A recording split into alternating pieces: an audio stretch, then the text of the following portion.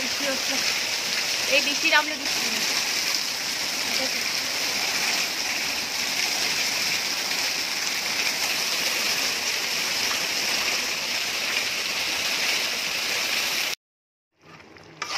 Mutton পুরো কষে গেছে, এবার গরম জলটা দিয়ে দেবো। হ্যালো, গুড মর্নিং এভরিওয়ান, কেমন আছো তোমরা? আই হোপ ভালো আছো, সুস্থ আছো। আমি ভালো আছি। আর প্রচণ্ড পরিমাণে বৃষ্টি হচ্ছে।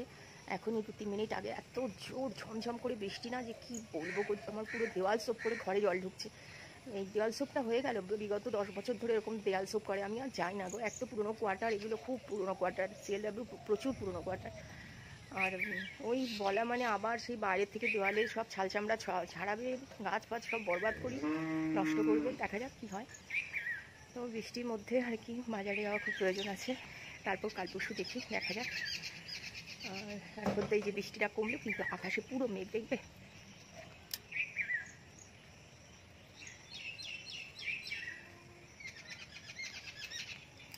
দেখলে পুরো মেঘে একদম আচ্ছন্ন হয়ে আছে। ঠিক আছে, সাথে থাকো, বাই। ভেবেছিলাম মার্কেট যাব না, কিন্তু দেখলাম বৃষ্টিটা কমে গেছে, যাই মার্কেট যাই। আর সানডের বাজার বোঝোই, এখানে মাছ মাংস বা সবজি সব কিছুই অনেক বেশি বেশি করে আসে। তার পাশের বাড়ি থেকে না মাটন খেতে চেয়েছিল, তো কি করব, বাধ্য হয়ে বেরোলাম, মাটনও নিয়ে আসলাম। আজকে সানডে বলে মানে ভালো রেওয়াজি কাটে, সেই জন্য। তো বিশেষ কিছুই আনিনি, একটা বড় ম্যাগির প্যাকেট নিয়ে এসেছিলাম, জোয়ান নিয়ে এসেছিলাম, আর অনেকখানি পরিমাণে মাটন নিয়ে এসেছিলাম। এই হচ্ছে আজকের বাজার। দেখো, আমি বাজার থেকে চলে আসলাম। এখানে রয়েছে 1.5 কিলো খাসির মাংস। আর আমি মাংস খেলে না ক্যান্ডি খুব বিরক্ত করে। এই যে মেটে নিয়ে এসেছি, মেটের দাম 200 টাকা, ভাবতে পারছো? এইটুকু মেটে 200 টাকা। 800 টাকা করে খাসির মাংস, মাটন কিছু নিয়ে আসিনি। ও হ্যাঁ, এনেছি একটা এই যে দুধ আর একটা দইয়ের প্যাকেট। দইয়ের প্যাকেটটা আমি ফ্রিজে ঢুকিয়ে দিয়েছি। এটা এখন ফ্রিজে রাখবো 2-3 ঘন্টা ম্যারিনেট হোক, ততক্ষণ আমি ঘরের কাজগুলো করে নিই। ঢুকে পড়লাম ঘরের কাজের দিকে। সবার প্রথম বেড কভারগুলো আমি চেঞ্জ করব। বর্ষাকাল, একটা স্যাঁতস্যাঁতে গন্ধ। আর আমার বাড়িতে যেহেতু ডগি রয়েছে, ওরা সবসময় খাটের উপরেই থাকে। আমি ছোটোবেলা থেকে আসলে ওদেরকে ওই পাশে নিয়ে ঘুমোতাম, আর সেই থেকে ওদের একটা অভ্যাস হয়ে গেছে, ওরা বিছানা ছাড়া নামেই না নিচে। বিশেষ করে জিমি শুধু ওইটুকু খাওয়ার টাইমে বাইরে নিচে নেমে খায়, বাকি টাইম তো সারাক্ষণ বিছানায়। এক তো বয়স হয়ে গেছে, নাড়াচাড়াই কম করে, হাঁটা চলাই কম করে, ওই যা টয়লেটে যায় ব্যাস, আর খাওয়া আর ঘুমোনো, এটা হচ্ছে ওর কাজ। তো খুব ঝটপট করে বিছানার চাদরগুলো সব চেঞ্জ করে দেখলাম বিস্কুটে কৌটো ফাঁকা। বিস্কুট আমার প্রচুর পরিমাণের আগে, তোমাদের আগেও বলেছি, কারণ আমার স্ট্রিট ডগকেও আমি ফিডিং করাই। সে রুটি হোক, ভাত হোক, বিস্কিট হোক, যা পারি খাওয়াই। আমার ভালো লাগে, মানে ওদেরকে খাইয়ে না আমার মানসিক একটা তৃপ্তি হয়। তো শুরু করলাম ঘরের কাজ। ঘরের কাজ বলতে ঘর ঝাড় দেওয়া, মোছা, ঝাড়াঝাড়ি, এই আর কি। আর আমার জানো তো, ঘর ঝাড় দিতে সব থেকে বেশি কষ্ট হয়।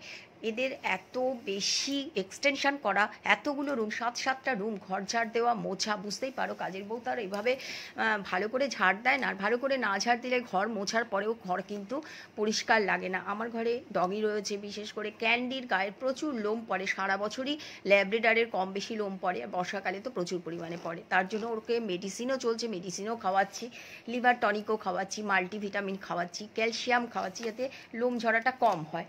কিন্তু ওদের এটা একটা সিমটম, ওদের গায়ের লোম ঝরে। তো ঝটপট করে সব কিছু পরিষ্কার করলাম। দেখো বাইরে এখনও বৃষ্টি, পুরো চারিদিকে বৃষ্টি। 5 মিনিট কমছে আর বৃষ্টি হয়েই যাচ্ছে। এত বৃষ্টি না ভালো লাগে না। বর্ষাকাল তো আমার একদমই ভালো লাগে না, গরমকাল, বর্ষাকালে এই যে মানে সাপ, পোকা মাকড়, বাপরে বাপ। আর চিত্তরঞ্জনে প্রচুর সাপ, আমার বাড়িতে 3-3বার সাপ ঢুকেছে। সেসব গল্পও তোমাদের সাথে অনেকবার করেছি। দেখো আলুগুলো ভেজে নিচ্ছি একটু, লাল লাগছে, কাশ্মীরি মির্চ দিয়েছি তো সেই জন্য। এত কিছু নিয়ে এসেছি, হলুদ আনতে আমি ভুলে গেছি, জানি না ওইটুকু হলুদে রান্না করতে পারবো কি না। দেখি যদি না পারি হাফ রান্না করে রাখবো, আবার ওই বেলায় রান্না করবো। দেখতে লাগছে আমার। ভাত বসিয়ে দিয়েছি, এদিকে পেঁয়াজ কেটে নিয়েছি, টমেটো নিয়ে নিয়েছি, আর এই যে মশলা, আদা, কাঁচা লঙ্কা আর রসুন, বড় বড় 4টে রসুন, বেশ খানিকটা কাঁচা লঙ্কা আর আদা। আমি খুব বেশি দিই না, কারণ আদার গন্ধ আমার ভালো লাগে না খুব একটা। আর মাংসটা প্রায় 3 ঘন্টা, 3.5 ঘন্টা হয়ে গেল ফ্রিজে রয়েছে, পরে বের করবো। কড়াইতে তেল দিয়ে দিলাম, বড় কড়াই নামালাম, কারণ 1.5 কিলো মাংস, আলু, পেঁয়াজ, মশলা অনেক বেড়ে যাবে, আমার ননস্টিকটাতে হবে না। তো এখানে দেখো গরম মশলা রয়েছে গোটা, শুকনো লঙ্কা, তেজপাতা, দেখো খুব ভালোভাবে ম্যারিনেট হয়েছে। কতটা হয়ে গেছে দেখেছো, আর কতটা জল বেরিয়েছে। এখানে বড় বড় 4টে পেঁয়াজ দিলাম। শুনতে পাচ্ছ কিনা আমার কথা জানি না। পেঁয়াজটা আর টমেটোটা আমি একসাথেই দিই, যাতে কিনা টমেটোটা গলে একটা খুব সুন্দর কালার চলে আসে। লবণ দিয়ে দিচ্ছি এর মধ্যে, নুনটা আগে দিলে নরম হয়ে যায়। আর আমি একসাথেই তো কষাবো, বেশি তো ভাজাভাজির ব্যাপার নেই। দেখো মাটনটাও দিয়ে দিলাম এর মধ্যে। এক হাতে আসলে রান্না করছি তো, আর এক হাতে ক্যামেরা ধরে আছি। এত চারিদিকে জিনিসপত্র না, এখানে ট্রাইপডটা রাখা যাবে না, সেই জন্য। সো তোমাদের সাথে এইটুকু শেয়ার করলাম। এবার এটা কষাবো ঢেকে ঢেকে। টাইম লাগবে, বাট আমি কড়াইতে মাটন রান্না খেতে বেশি ভালো লাগে। মানে আমার ভালো লাগে কড়াইতে রান্না করা, আমার কেন অনেকেরই ভালো লাগে। কুকারে রান্না করলে আমার সেই মাটনের টেস্টই লাগে না ঠিকমতো। তো সেই জন্য আমি কড়াইতেই রান্না করি। একটা রেওয়াজি ছিল, 2 টুকরো পেঁপে দিয়ে দেবো যাতে খুব তাড়াতাড়ি সিদ্ধ হয়ে যায়। যদিও সিদ্ধ তো হয়েই যাবে, 3.5 ঘন্টার মতো যখন ম্যারিনেট হয়েছে সিদ্ধ হয়ে যাবে। আরেকজন চলে এসেছে এখানে, কেন বলে তো মাংসের গন্ধ পাচ্ছে। মাটনের একটা সুন্দর গন্ধ বেরোচ্ছে না। এতক্ষণ কিচেনের সামনে দরজাটার ওখানে বসেছিল, ঘুমালো, স্নান করিয়েছি তো, দিয়ে এখন আমার কাছে এসে গায়ের উপর একটু ঝাঁপালো, আদর খেলো। এখন এখানে বসে থাকবে যতক্ষণ আমি কিচেনে থাকবো। চলো আমরা কিচেন থেকে বেরোই, ওটা হোক। মা, look at me, look at me, good girl, good girl. এই যে পেঁপেটা দিলাম। পেঁপে আমি খাবো না, পেঁপে আমার ভালোও লাগে না। এটা ধুয়ে ক্যান্ডিকে দেবো, আর জিমি খাবে এবার পেঁপে, কারণ মাটনের গন্ধ পাবে তো, এর ভেতরে গন্ধ পাবে, জলে ধুয়েই দেবো। ও দেখো এইরকম অবস্থা এখন রয়েছে। চলো ঢাকা দিয়ে দিই, আর ওই ডাস্টগুলো দিয়ে দিই, সাজিরে সামরিচ এগুলো যেগুলো গুঁড়ো করেছি, আর একটু বিরিয়ানি মশলা দেবো। মাটনে আমি বিরিয়ানি মশলা দিই, খুব ভালো ফ্লেভার বেরোয়, একটা মানে গন্ধেই খাওয়া হয়ে যায়। মাটন পুরো কষে গেছে, এবার গরম জলটা দিয়ে দেবো। এভাবে একবার রান্না করে দেখো, আমি যেভাবে করলাম আর কি, এত ভালো টেস্ট হয় না কি বলবো। অনেকে বলে না কড়াইতে মাটন সিদ্ধ হয় না, রেওয়াজি আরামসে সিদ্ধ হবে এইভাবে। আমি তো জেনারেলি কী করি বলো তো, আগের দিন মাটনটা এনে রাত্রেবেলাতে পুরো ম্যারিনেট করে ফ্রিজে রেখে দিই, আর পরের দিন রান্না করি। পেঁপে দিতেই লাগে না, এমনিতেই সিদ্ধ হয়ে যায়। আজকে যেহেতু বেশিক্ষণ করতে পারিনি ম্যারিনেট, সেই জন্য পেঁপেটা দিলাম। আর ওরা 2 জন খেতেও পারবে পেঁপেটা, আমার পেঁপে ভালো লাগে না খেতে। দেখো পুরো তেলটা বেরিয়ে গেছে। এবার জল দেবো, আলুগুলো দিয়ে দিলাম। আলুগুলো আর একটু আলুগুলো ভালো হতে, যাই হোক আলুটা খুব ভালো করে ভাজাই ছিল। এবার দেবো জল। ভয়ও লাগছে, এক হাতে ক্যামেরা করছি আর এক হাতে কড়াইতে খুন্তি নাড়ছি, উল্টে গেলে না হয়ে গেল। চলো বন্ধুরা আমি জল দিয়ে, ভালোই কালার এসছে। আমি ভেবেছিলাম হলুদে হবে না, হয়ে গেছে।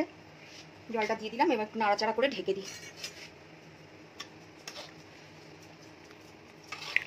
কেমন লাগলো অতি অবশ্যই জানিও। কড়াইতে এভাবে রান্না করে দেখো, খুব টেস্টি হয়। কুকারের মাটনের কোনো টেস্টই লাগে না আমার কাছে, কড়াইতে রান্না করলে না আলাদাই টেস্ট হয় একটা। আসলে মাটন চট করে সিদ্ধ হয় না বলেই লোকে কুকারে করে নেয়, বাট আমি একটু ধৈর্য ধরে পেশেন্স নিয়ে অনেকক্ষণ ধরে কষাই, ঘন্টাখানেক ধরে, তারপর শেষ হয় রান্নাটা আর কি। সেই জন্য টেস্টিও হয় খেতে। এই হলো মাটন। এ দেখো আমি একটু মাটন খেলাম, খুব ভালো হয়েছে খেতে। দেখো ঝোলটা পুরো টেনেই গেছে, কমপ্লিট হয়ে গেছে মাটন আমার। আজকে রাতে ডিনার হবে গরম ভাত আর মাটন। গরম ভাত মানে একদম সরু চালের শলা শলা ভাত, আমরা বাঙালি ভাষায় শলা শলাই বলি। আমি জানি না তোমরা কি বলো, আমি একদম নরম ভাত খেতে পারি না। নরম ভাত আমি মানে বিশেষ করে মাটন মাছের সাথে তো পারি না। অনেকেই নরম ভাত পছন্দ করে, আমার তো ভালোই লাগে না। Hello, good evening everyone. আমি সারাদিনের সমস্ত কিছুই তোমাদের সাথে শেয়ার করেছি। দেখো সারাদিনের পুরো দিনটার সব কাজ যদি শেয়ার করতে যাই 1 ঘন্টার উপরে ব্লগ হয়ে যাবে, সেটা তো সম্ভব নয়। আমার ব্লগ হার্ডলি 10 মিনিটস হয়, তার কমই হয়। আর 10 মিনিটের মধ্যে আমি কমপ্লিট করার চেষ্টা করি। খুব রেয়ার, হয়তো মাসে 1-2বার হয়তো 12-13 মিনিটের ভিডিও হয়, যেটা না দিলে পুরো ভিডিওটা কমপ্লিট হয় না। আর আমি এভাবেই সিস্টেমেটিক্যালি কাজ করি, কোনো রান্না বসিয়ে দিয়ে তার ফাঁকে ফাঁকে আমি কাজ করি, মানে টাইমটাকে আমি এভাবেই পার্ট করে নিই। এভাবে কাজ করে দেখো, দেখবে কাজটাও হয়ে যাবে, ঘরের কাজও হয়ে যাবে, রান্নাও হয়ে যাবে, খুব তাড়াতাড়ি হয়ে যায়। মানে আমি বসে থাকি না, আর আমি ভীষণ তাড়াতাড়ি কাজ করি, সেই জন্যই আমি উল্টে উল্টে পড়িও খুব, বারবার চোট আঘাতও পাই। এটা আমার আসলে হ্যাবিট। হাঁটা চলা আমার ভীষণ, ধরুম হাঁটি আর কাজ করিও খুব তাড়াতাড়ি। তো কেমন লাগলো আমার ব্লগ অতি অবশ্যই জানিও। কে কোথা থেকে ভিডিও দেখো আমার, তোমরা প্লিজ কমেন্টের মাধ্যমে জানিও। আমিও জানতে চাই যে কত দূর দূর থেকে আমার ভিডিও তোমরা দেখছো বা আমার ভিডিও কত দূর পৌঁছচ্ছে, এটা জানতে পারলে আমার খুব ভালো লাগবে। তোমরা যে যে কমেন্ট করে জানাবে যে কোথা থেকে তোমরা ভিডিও দেখছো, আমি অতি অবশ্যই তোমাদের নাম পরের নেক্সট ভিডিওতে আমার ভিডিওতে অ্যানাউন্সমেন্ট করব। ঠিক আছে, আজকের মতো এখানে শেষ করছি। টাটা, গুড নাইট, ভালো থেকো।